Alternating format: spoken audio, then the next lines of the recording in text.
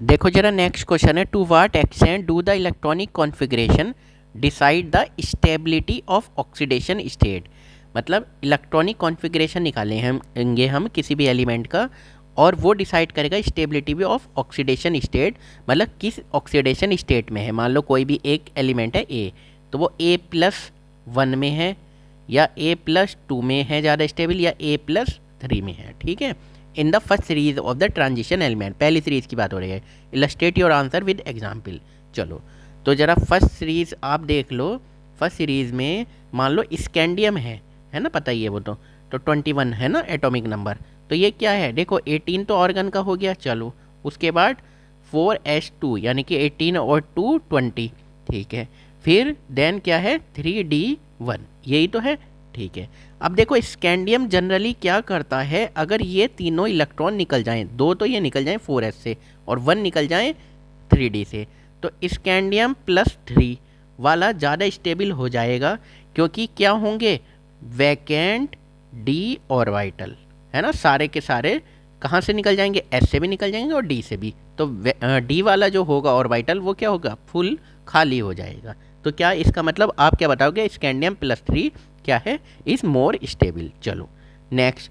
अब नेक्स्ट क्या है, Fe आयरन के बारे में देखो। आयरन का एटॉमिक नंबर है 26, यानी कि आर्गन ये 18 तक यहाँ तक हो गए। देन 4s2 18 + 2 20, देन 20 में कितना 23d6, यही तो हो गया, तो 26 हो गया। अब देखो अगर मैं Fe+2 करता हूँ तो ये 2 इलेक्ट्रॉन निकल गए, ठीक है। चलो तो कितने बचे 3d में, 6 बचे। नहीं, अगर मैं एक और इलेक्ट्रॉन निकालता हूँ Fe+3, तो इसका मतलब 3d कितने हो गए, 5 हो गए। अब ये जो d हो गया, ये हो गया, क्या हो गया ज़रा बताना, ये हो गया हाफ फील्ड। ये क्या हो गया, हाफ फील्ड। और हाफ फील्ड और फुल फील्ड क्या होता है, ज़्यादा स्टेबल होता है। तो इट मीन्स आप Fe+3 को क्या कहोगे कि more stable compare to Fe+2, ठीक। Mn मैग्नीज के बारे में अब देखो 25 होता है एटॉमिक नंबर, ठीक। तो 4 वो तो पता ही है आपको, ऑर्गन 18, ठीक है। 4s2 20, 3d5, है ना। तो इसका मतलब अगर ये 4s निकल जाएं तो बाकी जो बचा 3d, बाकी क्या बचा, ये 3d बचे, ये 3d बचे। और 3d में कितने हैं, 5 हैं, क्या है, हाफ फील्ड है। तो मैग्नीज को आप क्या बोलोगे, मैग्नीज +2 में है। अब आप कहोगे क्या मैग्नीज +3 में जा सकता है, नहीं जा सकता।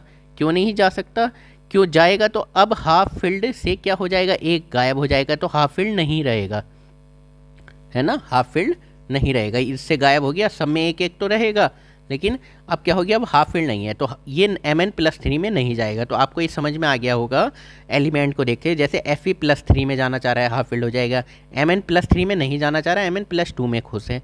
तो यानी कि क्वेश्चन बिल्कुल समझ गए होंगे आप। To what extent do the electronic configuration के थ्रू हम ये बता सकते हैं कौन सी ऑक्सीडेशन स्टेट ज़्यादा स्टेबल है। किस सीरीज़ में हमने फर्स्ट सीरीज़ के बारे में जानकारी ली है, ठीक है बच्चों।